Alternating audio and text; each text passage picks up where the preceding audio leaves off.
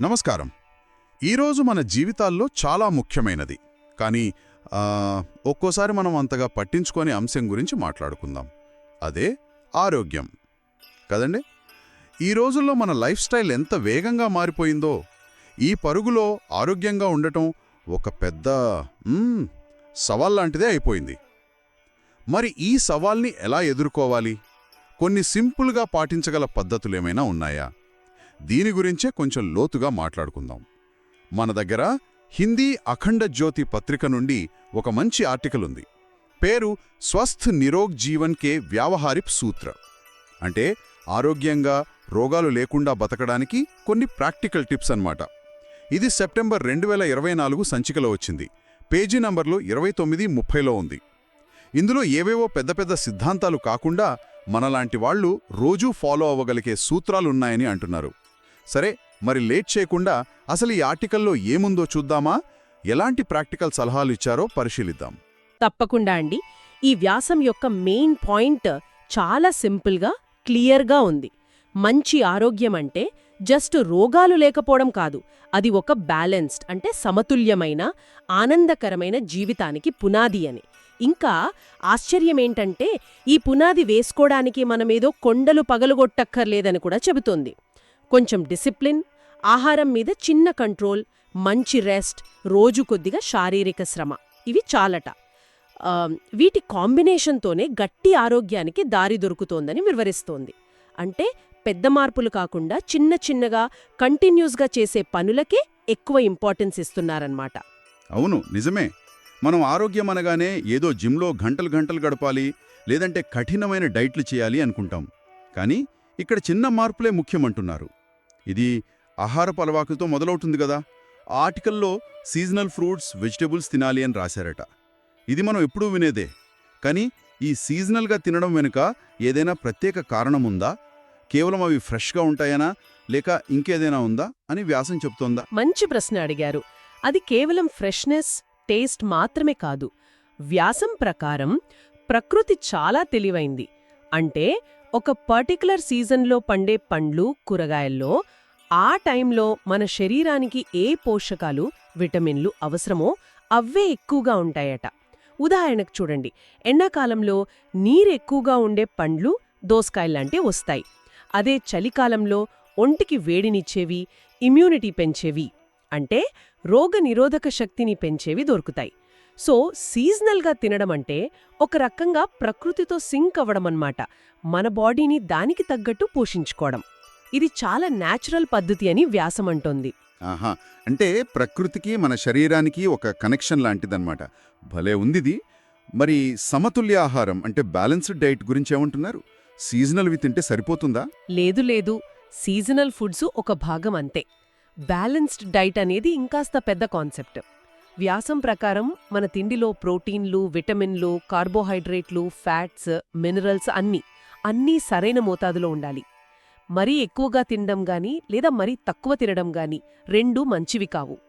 ఇంకా ముఖ్యంగా ఆహారం ఒట్టి శరీరాన్నే కాదు, మనసుని కూడా బాగా ప్రభావితం చేస్తుందని గట్టిగా చెబుతోంది ఈ వ్యాసం. ఓ, ఆహారానికి మనసుకి ఉన్న సంబంధం, దీని గురించి కొంచెం చెప్పండి. అది ఎలా వర్క్ అవుతుంది? చెప్తాను.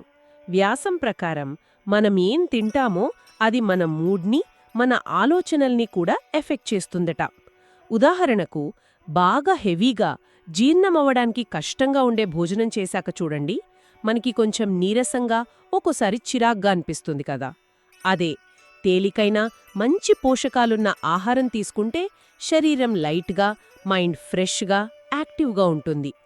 తప్పుడు ఆహారపు అలవాట్లు ఎక్కువ కాలం కొనసాగితే అది మానసిక అశాంతికి, స్ట్రెస్కి కూడా కారణమవ్వచ్చని వార్న్ చేస్తోంది. కాబట్టి ఏం తింటున్నామో అనే దానిమీద కొంచెం శ్రద్ధ పెట్టడం శారీరకారోగ్యానికే కాదు, మెంటల్ పీస్కి కూడా చాలా ఇంపార్టెంట్. ఇది చాలా ముఖ్యమైన విషయం చెప్పారు. మనం రోజువారీ హడావిడిలో దీన్నంతగా గమనించం. సరే, ఇక ఫిజికల్ యాక్టివిటీ సంగతికొద్దాం. ఈ రోజుల్లో ముఖ్యంగా సిటీస్లో చాలా జాబ్స్ గంటల తరబడి కూర్చునే ఉంటున్నాయి. ఇది హెల్త్కి మంచిది కాదని అందరికీ తెలుసు. మరి దీని గురించి ఈ ఆర్టికల్ ఎలాంటి ప్రాక్టికల్ సలహాలిస్తోంది? ఎక్సర్సైజ్ అంటే కంపల్సరీగా జిమ్కి వెళ్లాల్సిందేనా? అస్సలు లేదండి. జిమ్కి వెళ్లడం అనేది ఒక ఆప్షన్ అంతే. అందరికీ అదే కరెక్ట్ అని వ్యాసం చెప్పట్లేదు. గంటల తరబడి కూర్చోవడం వల్ల చాలా సమస్యలొస్తాయని చెబుతూనే సొల్యూషన్ మాత్రం చాలా సింపుల్గా ఇస్తోంది. రోజూ కొంత టైం ఫిజికల్ యాక్టివిటీకి కేటాయించడం ముఖ్యం. అది వాకింగ్ అవ్వచ్చు, ఇంట్లోనే యోగా చేసుకోవచ్చు, డాన్స్ చెయ్యొచ్చు, లేదా ఏదైనా ఆట ఆడుకోవచ్చు, ఏదైనా సరే. ఇక్కడ మెయిన్ పాయింట్ ఏంటంటే ఎంతసేపు చేశాం అన్నదానికన్నా రెగ్యులర్గా చేస్తున్నామా లేదా అన్నదే ముఖ్యం. రోజుకి ఓ అరగంటైనా సరే కన్సిస్టెంట్గా చేయడం వల్ల బోలెడు లాభాలుంటాయని వ్యాసం అంటోంది. కండరాలు, జాయింట్స్ హెల్దీగా ఉండటమే కాదు, బ్లడ్ సర్క్యులేషన్ ఇంప్రూవ్ అవుతుంది, బాడీ మొత్తం యాక్టివ్ అవుతుంది. అంటే మరీ కష్టమైన వ్యాయామాల కన్నా కంటిన్యూస్గా చేసే చిన్న చిన్న పనులకే ఎక్కువ ప్రయారిటీ ఇస్తున్నారనమాట. మీరు యోగా, ప్రాణాయామం గురించి కూడా అన్నారు కదా. ప్రాణాయామం అంటే చాలామంది ఊపిరి పీల్చుకోవడం, వదలడం అనుకుంటారు. మరి ఈ వ్యాసం దాని ప్రాముఖ్యతని ఎలా వివరిస్తోంది? కేవలం బ్రీతింగ్ ఎక్సర్సైజేనా? అవును, ప్రాణాయామం అంటే ఊరికే గాలి పీల్చి వదలడం కాదు. వ్యాసం ప్రకారం అదింకా లోతైన విషయం. ఒక పద్ధతి ప్రకారం లయబద్ధంగా డీప్ బ్రీదింగ్ చేయడం వల్ల మన లంగ్స్ కెపాసిటీ పెరగడమే కాకుండా బాడీలో ప్రతి సెల్కి ఆక్సిజన్ సప్లై బాగా జరుగుతుంది. ఇది చాలా ఇంపార్టెంట్. ఎందుకంటే కరెక్ట్ ఆక్సిజన్ సప్లై మన ఫిజికల్ ఎనర్జీ లెవెల్స్ని పెంచుతుంది, బ్రెయిన్ ఫంక్షన్ని కూడా ఇంప్రూవ్ చేస్తుంది. ఓ, కేవలం శారీరక ప్రయోజనాలేనా, లేక మానసిక ప్రయోజనాలు కూడా ఉన్నాయి ప్రాణాయామం వల్ల? ఉన్నాయి. ఖచ్చితంగా మానసిక ప్రయోజనాలు కూడా ఉన్నాయి. ప్రాణాయామం మనసును శాంతపరుస్తుంది. వ్యాసం ప్రకారం ఇది స్ట్రెస్, యాంగ్జైటీ తగ్గించడంలో చాలా ఎఫెక్టివ్గా పనిచేస్తుందట. మైండ్ కామ్గా ఉండడం వల్ల కాన్సంట్రేషన్ పెరుగుతుంది. ఒక రకంగా చెప్పాలంటే ప్రాణాయామం అనేది బాడీ అండ్ మైండ్ రెండిటినీ క్లీన్ చేసి ఎనర్జీ ఇచ్చే ప్రాసెస్ లాంటిది. దీన్ని డైలీ రొటీన్లో పెట్టుకుంటే చాలా మంచిదని వ్యాసం సజెస్ట్ చేస్తోంది. బాడీకి, మైండ్కి రెండిటికి మంచి చేసే సింపుల్ టెక్నిక్లా ఉంది ప్రాణాయామం. సరే, ఇక స్ట్రెస్ విషయానికొస్తే ఇది ఈ రోజుల్లో నిజంగా పెద్ద సమస్య. Work pressure, personal problems, fast life, వీటిని తట్టుకోవడానికి ముఖ్యంగా రెస్ట్ ఇంపార్టెన్స్ గురించి వ్యాసం ఏమైనా చెబుతోందా? అవునండి, స్ట్రెస్ మేనేజ్మెంట్, రెస్ట్ ఇంపార్టెన్స్ గురించి వ్యాసం ప్రత్యేకంగా మాట్లాడుతోంది. శరీరానికి, మనసుకి సరిపడా రెస్ట్ ఇవ్వడం చాలా అవసరం. ముఖ్యంగా మంచి నిద్ర. నిద్ర సరిగా లేకపోతే ఎన్ని హెల్త్ ప్రాబ్లమ్స్ వస్తాయో మనకు తెలుసు. అయితే వ్యాసం కేవలం నిద్ర గురించి మాత్రమే చెప్పట్లేదు. స్ట్రెస్ తగ్గించుకోవడానికి కొన్ని యాక్టివ్ పద్ధతులను కూడా చెబుతోంది. యాక్టివ్ పద్ధతులా అంటే ఎలా? అవి ఎలాంటివి? అంటే కేవలం రెస్ట్ తీసుకోవడమే కాకుండా మనసును పాజిటివ్గా, యాక్టివ్గా ఉంచే పనులు చేయడమన్నమాట. ఉదాహరణకి రోజూ ఏదో ఒక కొత్త విషయం నేర్చుకోవడానికి ట్రై చేయడం. అది చిన్నదే అవ్వచ్చు, ఒక కొత్త వర్డ్, ఒక కొత్త రెసిపీ, ఏదైనా స్కిల్. అలాగే మంచి బుక్స్ చదవడం, ఫ్రెండ్స్తో, ఫ్యామిలీతో క్వాలిటీ టైం స్పెండ్ చేయడం, హాబీస్లో పాల్గొనడం, ఇలాంటివి. ఇవి మన బ్రెయిన్ని స్టిమ్యులేట్ చేస్తాయి, లైఫ్లో ఒక ఫ్రెష్నెస్, ఆనందం వస్తాయి. దీనివల్ల ఆటోమేటిక్గా స్ట్రెస్ కలిగించే విషయాల నుంచి మన దృష్టి మళ్ళీ మెంటల్గా పీస్ఫుల్గా ఉంటామని వ్యాసం వివరిస్తోంది. రోజు ఏదో ఒకటి కొత్తది నేర్చుకోవడం, స్ట్రెస్ తగ్గించే మార్గంగా చెప్పడం చాలా బాగుంది. ఇదో పాజిటివ్ అప్రోచ్ కదా. ఇదే కాంటెక్స్లో పాజిటివ్ థింకింగ్ గురించి కూడా వ్యాసంలో ఉందని అన్నారు మీరు. ఇది జస్ట్ మంచిగా ఆలోచించు, అంతా మంచి జరుగుతుంది టైపా, లేక దీని వెనక ఏదైనా సైంటిఫిక్ రీజనింగ్ని వ్యాసం చెప్తోందా? లేదు, ఇది అంత సింపుల్ కాదు. వ్యాసం దీన్ని ఇంకాస్త డీప్గా అనలైజ్ చేస్తుంది. పాజిటివ్ థింకింగ్ అంటే ఒట్టి ఆశతో ఉండటమే కాదు, కష్టాలు వచ్చినప్పుడు కూడా మైండ్ బ్యాలెన్స్ తప్పకుండా చూసుకోవటం. నెగటివ్ థాట్స్ అంటే కంటిన్యూస్గా వరి అవ్వడం, భయపడటం, కోపం, ఇవన్నీ మన బాడీ మీద డైరెక్ట్గా నెగటివ్ ఇంపాక్ట్ చూపిస్తాయని వ్యాసం క్లియర్గా చెబుతోంది. ఇలాంటి ఎమోషన్స్ మన బాడీలో స్ట్రెస్ హార్మోన్స్ని రిలీజ్ చేస్తాయని, ఇది లాంగ్ రన్లో హార్మోనల్ ఇంబ్యాలెన్స్కి, ఇమ్యూనిటీ తగ్గడానికి కారణం కావచ్చని కూడా సూచిస్తోంది. అరే, అంటే మన ఆలోచనలు మన ఆరోగ్యాన్ని ఫిజికల్గా ఎఫెక్ట్ చేస్తాయన్నమాట. ఖచ్చితంగా. దానికి ఆపోజిట్గా ప్రశాంతమైన పాజిటివ్ మైండ్ సెట్ మన నర్వస్ సిస్టమ్ని కామ్ చేస్తుంది, ఇమ్యూనిటీని స్ట్రాంగ్ చేస్తుందని వ్యాసం అంటోంది. కాబట్టి ఇది కేవలం ఒక మెంటల్ ఎక్సర్సైజ్ కాదు, మన ఫిజికల్ హెల్త్కి కూడా ఇది చాలా ఇంపార్టెంట్ ఫ్యాక్టర్. మనసును పాజిటివ్గా ఉంచుకోవటం ఒక ప్రొటెక్టివ్ షీల్డ్లా పనిచేస్తుంది అనొచ్చు. ఇది నిజంగా ఆలోచించాల్సిన విషయం. మన మూడ్కి, హెల్త్కి ఇంత స్ట్రాంగ్ కనెక్షన్ ఉందన్నమాట. సరే, ఇక వ్యాసంలో చెప్పిన మరో ఇంపార్టెంట్ విషయం ప్రివెన్షన్. అంటే సమస్య వచ్చాక బాధపడటం కంటే రాకుండా చూసుకోవటం. దీని గురించి వ్యాసం ఏమి చెబుతుంది? సరిగ్గా పట్టుకున్నారు. ఇదే ఈ వ్యాసం యొక్క కోర్ పాయింట్ అని చెప్పొచ్చు.